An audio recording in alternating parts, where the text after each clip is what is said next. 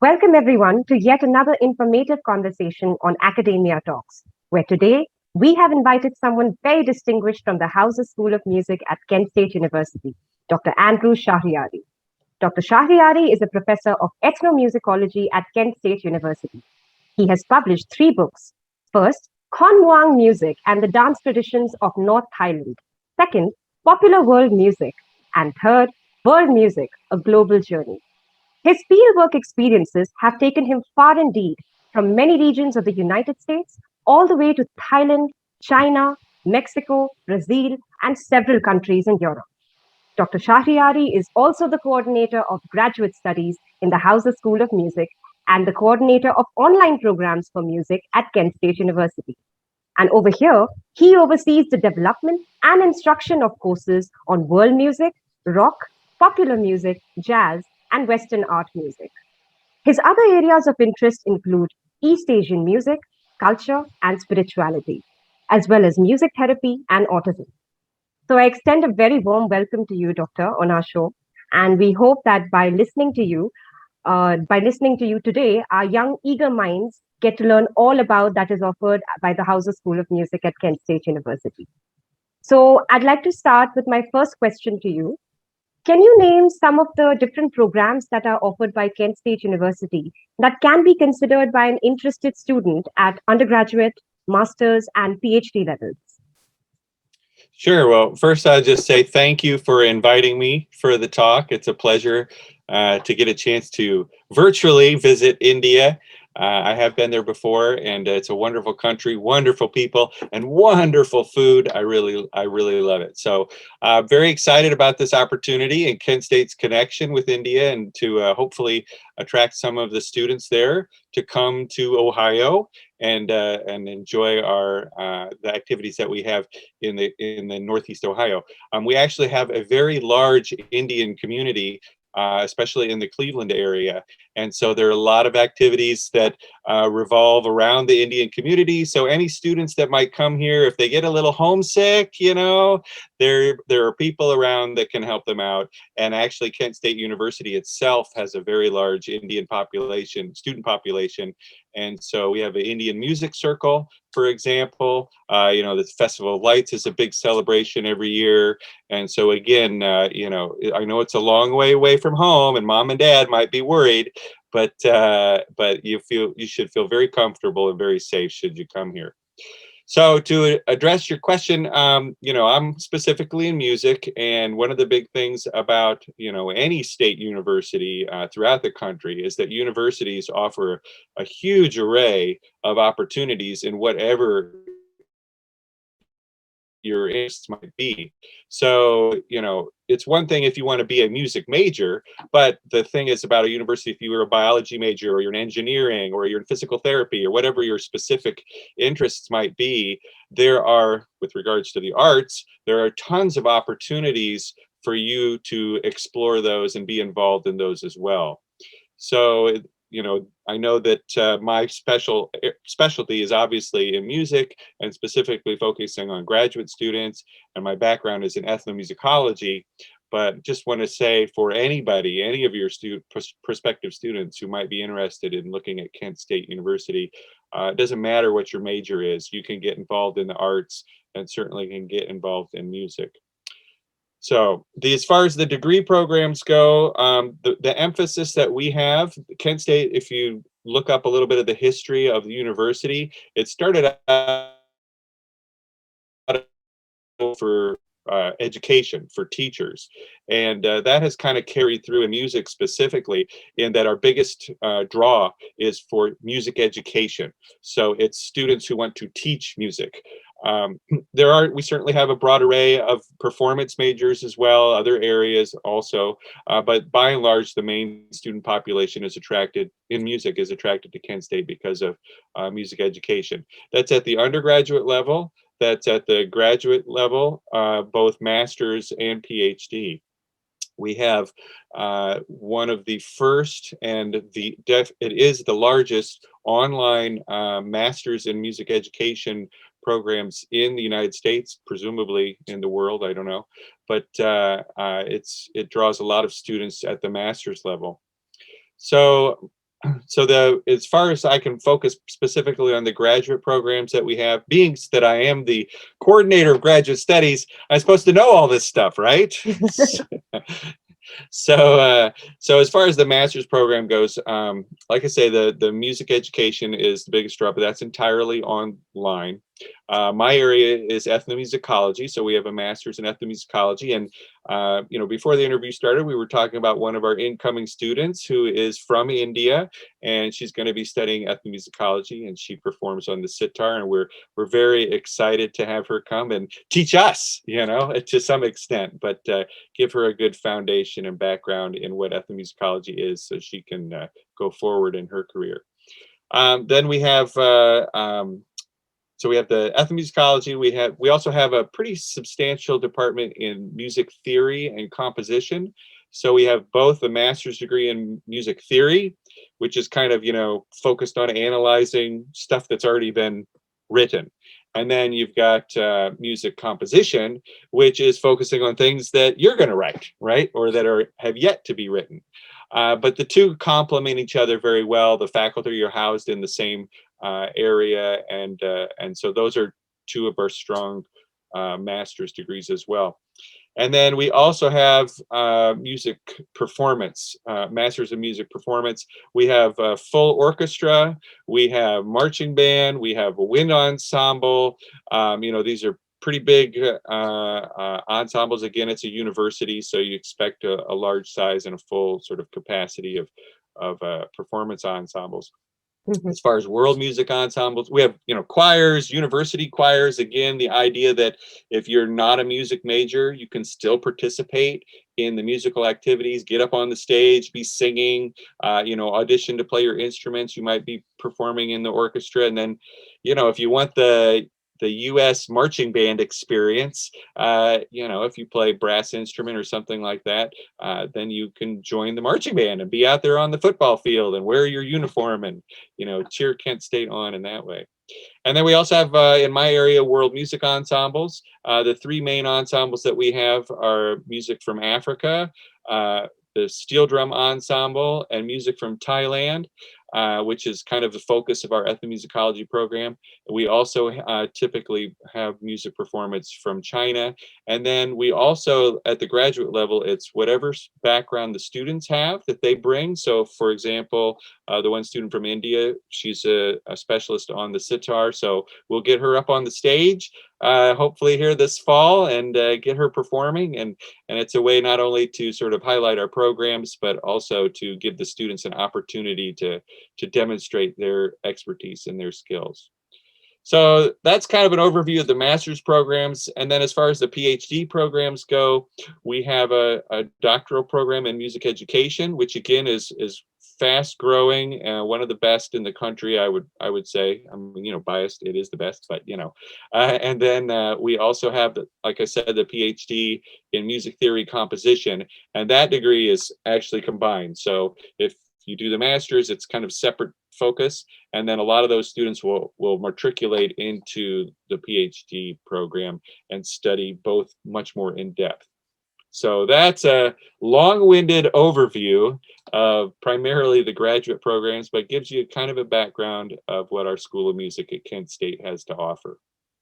It absolutely does. And following up on this, I think I'd like to ask, what are the usual requirements that make one eligible to pursue music-related programs at Kent State? And how can a prospective student go about this process if their training or qualifications are unrelated to music? Do you require a portfolio? At the undergraduate level, not typically. If you are wanting to, be in specific ensembles, then you would have an audition in front of some of our faculty, and then they would assess, your skill level and whether you can participate. Oh, one big program that I didn't mention at the undergraduate level, again, my focus tends to be on the graduate program, but we have a very large jazz program as well. It's all at the undergraduate level right now. Sure. And so that's one thing. I'm sorry to get a little sidetracked. We had just so much stuff. I forgot some things, right? So that's one big big thing. But again, it's the idea that a student who's interested in jazz music, it doesn't matter that they're not a music major. Most of them are music majors, but they can audition, and if their skill level is high enough, they can play in the jazz band. We actually have, well, I know we have two levels of the jazz band. I think when the population gets large enough, we oftentimes will have a third jazz band as well. So there's kind of like the top level that's always the music majors, right? And then there's an intermediate level that might have some non-music majors. And then there's a third level if you're wanting to participate and there are enough students, they'll have a third level. They also do jazz combos and that kind of thing. And again, I promise I can get back to your question. But another thing I didn't mention is that, you know, Kent State is the main campus is in Kent, Ohio. But we have regional campuses in other places in Ohio. And one of the regional campuses is about 30 minutes away, houses a music technology program. And so we have full-blown recording studios with, you know, the huge, if you imagine the producers in front of the board moving all the knobs and levers and stuff, that program down there focuses on audio engineering is one track, and then the other one is music production is another track. So that program is relatively new, but it's been growing very rapidly. And that's another thing that might attract some of the students there in India if they want to learn about music technology, audio engineering, or production. So though at the undergraduate level, you know, it does, you don't have to necessarily have a strong music background to get started. That's kind of the idea. The number one requirement is that you have a love of music, you have a passion for it, and you'd like to pursue a career in it if possible. So that's the basic requirement. And then the individual ensembles and degree programs might have additional sort of auditions or interviews that you have with the faculty to get into them. At the graduate level, as far as, you know, you asked about a portfolio, theory composition, for example, that's typically expected. If you're a performance major, you're going to have to do an audition in front of faculty in order to get accepted into the program. As far as music education and the ethnomusicology programs, there's typically not only an interview, but also, you know, like a paper that you've written, a research paper to show that you have some background or that. But really, I think, especially at the graduate level, the main thing is your letter of interest and showing that, you know, this is what I really want to do. I really want to study this. I really want to learn about this and hopefully make a career out of it. And, you know, that's what will help you to get into the program. I don't know if part of your question was about financial aid or support, that kind of thing. I'm sure that'll come up. But you know, that process of the interview at the graduate level and such is what typically determines whether or not you receive an assistantship, which would be you know, full tuition support. You'll receive a stipend for living expenses and such while you're here, and so that's where, you know, having a real commitment to being a student, wanting to study and make this your career, that's what we're looking for at the graduate level. I will be asking you about financial aid later, but first, actually, Okay. what I'd like to ask you is what are some of the current and new aspects that one gets to learn about if they are pursuing music in the present day today? Yeah, well, like I mentioned, I think the one that, just since I was talking about the music technology program, I think that's the big one. We get a lot of guitar players, but you know, is you're dealing with computers and the software and all the things that are happening today, the music production as well, and our students, they get gigs, right? They get jobs. Part of that program is they have to do kind of like an internship before they're able to graduate. So they get a lot of hands-on experience. And even though the program's relatively new, we're gaining a quick reputation here as having, you know, high quality students coming out and working in the industry. So that's you know, that's happening right now, right?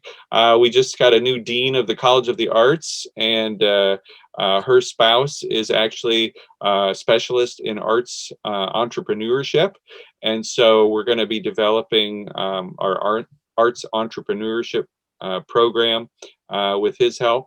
And so that'll be an opportunity to, the whole idea is like, how do you make a career of this now? So the students will have the opportunity to study that as well.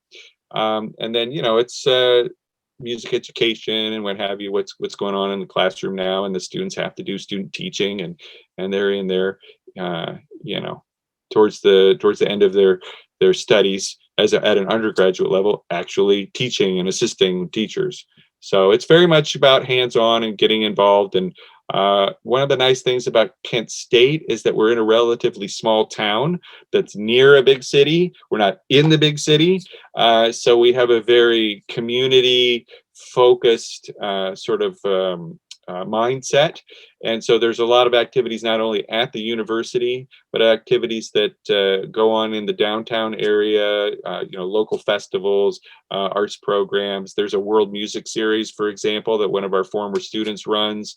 And so there's lots of opportunities to go to concerts and that kind of thing. So I don't know. Did that? I don't even remember the question now, but hopefully I addressed. Hopefully I No, you addressed answered it. the question quite keenly. And in fact, now going back on the earlier topic that we were discussing on financial aid, what I wanted to know was, are there opportunities for students, international students, to apply for scholarships or graduate assistantships? And what is the criteria for financial aid? Is it merit-based or need-based? Right. Well, need-based and merit-based, we have both those opportunities for students. That's not an area that I'm super involved with in the undergraduate level, but the easy thing there is just to go on the website, Kent State's website, and look at the financial aid sort of opportunities. I think you probably be able to look this up later, but it's a Kent One Stop. Do you know about One Stop? Mm-hmm. ONESTOP. So it's like the one-stop office is supposed to be where students with any kinds of questions, whether you're prospective or you're already here, can go to that website, and it'll sort of shoot you out to where your questions can be answered best. And I know that's where I'm always sending students when they have questions about financial aid and that kind of thing, because they have a nice long section that talks about tuition and scholarships and funding, those kinds of things. I don't know if there's federal funding for international students, but there are other kinds of funding. Our Office of Global Education, you could connect with them, and they'd be able to help with that for sure. So that's kind of at the undergraduate level where you'd want to start. At the graduate level, again, like I said, the main thing that we have are graduate assistantships. So the students that, it's pretty competitive in all the different areas. And so, like I say, the faculty vet the different applications. There's typically an interview or an audition of some sort, depending on what the degree program is. And then if you're, chosen, then the tuition, the cost for all the education is, waived. There are minor fees for whatever, maybe a specific course or some of the activities on campus, those kinds of things, but they tend to be very minimal. And then you would also receive a stipend. That is the idea there, that it helps you pay your rent and have food to eat and all those kinds of living expenses that are necessary. But again, at the graduate level, you've already gone through undergraduate. You're more mature. A lot of our grad students have families already before they come, and so that's certainly important for some of those students. There are other, if you're not able to, if you don't receive an assistantship, you can still come here at the graduate level. If you've accepted into the program, again, you'd go and you'd find out what kind of financial aid opportunities there might be. There are international scholarships, maybe in other departments that you can do. There's certainly work study programs at every level, undergraduate through PhD, where you can apply for a job and work on campus, maybe in the library or one of the offices, and that helps to support you financially while you're here as well. So a lot of different options there. I don't know the details of them, but certainly just jump on the website and I'll help you to talk to somebody who's an expert in those areas. Absolutely. And something else that you were mentioning in one of your answers before regarding the exposure that they get at the university. So, like students from the technical fields who get opportunities in shapes of internships and job offers related to their educational experience, do music students at Kent State get to take part and perform in cultural events or shows held at the university or outside the university? And what are the possibilities for a music school graduate after they are done with their education, particularly international students, because this is a big travel jump for them going from their home country to a new country and pursuing their education of music. Yes, yes. Well, so for the first part, of course, I kind of mentioned a little bit already, but there's lots of opportunities on campus, and there's plenty of opportunities in the local area within Kent itself. But then certainly Cleveland is a pretty big city. I mean, it's not New York City or Chicago, but it's certainly not New Delhi or Mumbai or anything, right? But we have a lot of ethnic communities up in Cleveland. As I say, the Indian population is very large, so it's very easy to get connected there as well. But as far as music and the arts in general, yes, the students that are interested, they can get up on the stage and be performing with the various ensembles. We've got, I don't even know, it's probably 200 or 300 student organizations where it's all student run. Again, look on the website and see what's there. The Indian Music Circle is one of those bigger student organizations, and they with a faculty advisor, but it's really run by the students. They decide what kinds of activities they're going to do. We had before the pandemic, for example, one of the things our programs in ethnomusicology and music in general were really involved with was our creativity fest. And so this little backdrop, I don't know if what your students can see, but where you've got the arch over your head, right, is this big green space. And we would set up all these tents, and there'd be these little stops along the way, maybe music over here, maybe a craft project over here. And it was a university community festival where it was people from the students Wow. from the university and administration and such, and then community members coming together to provide sort of arts activities for whoever participated in the festival. So that's just one example. Risman Plaza always has stuff going on. We'll bring in, Kent State has a food truck. They'll bring in like if it's an international day, there's a food competition, which is a favorite, right? Of all the international students from around the world, we'll have this Sure. big in the ballroom. They have, this competing, this competition about whose food is the best, and it's all in fun, and so it's a nice chance to show off your cooking skills and also fill your bellies at the same time. So lots of different things going on at Kent State. Again, big university, small town. Very rare that you find that. A lot of times you find small colleges in small towns, but you don't always find big universities like this in small towns. So it's a really I think it's one of the best places to be is at Kent State. So, what are the possibilities for a music school graduate after they are done with their education at Kent State? This is particularly for international students who are pursuing music. Yeah, well, again, it depends on the degree program that they're studying in. And again, my focus tends to be on the graduate programs, but I can tell you a little bit about what our students have been successful at after they graduate.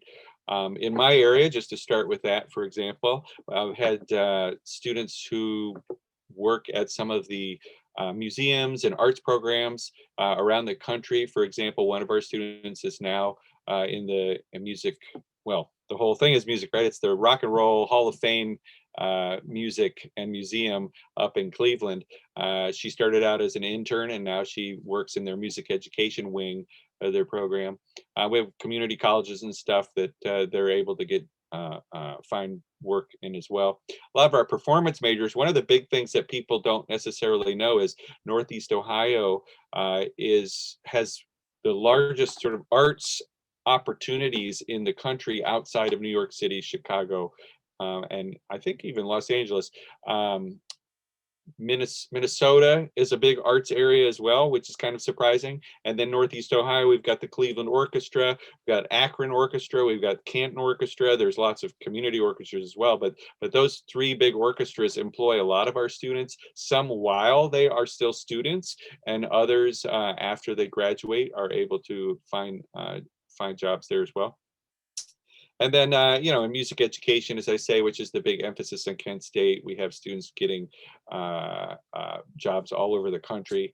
And as far as international students go, I would imagine that, having their degree from Kent State, if they're planning to go back to their home country and look for work there, they'll be able to be more successful in that, having a degree from Kent State that emphasizes that program.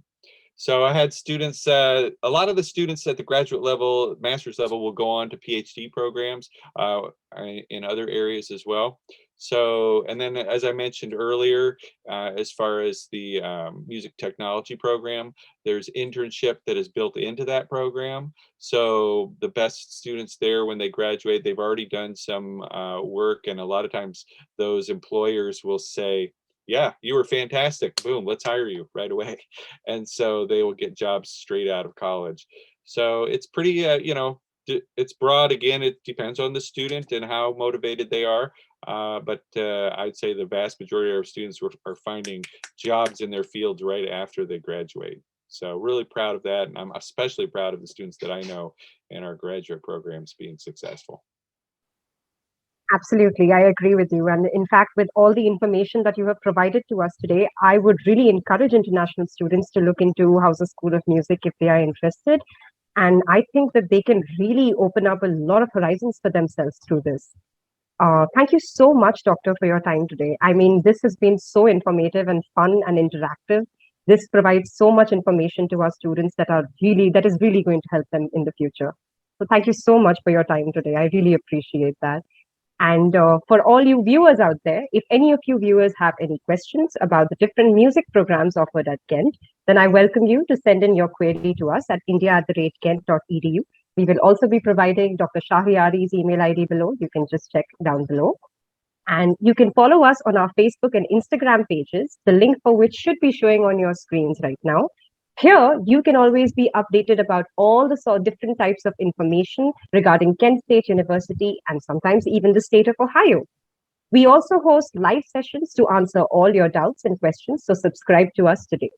Do keep a lookout for our next episode of Academia Talks, where we will be having another insightful conversation with a new guest. Thank you for watching this video. This is Hansa from Kent State University, India Center, wishing you a very good day. Thank you and goodbye.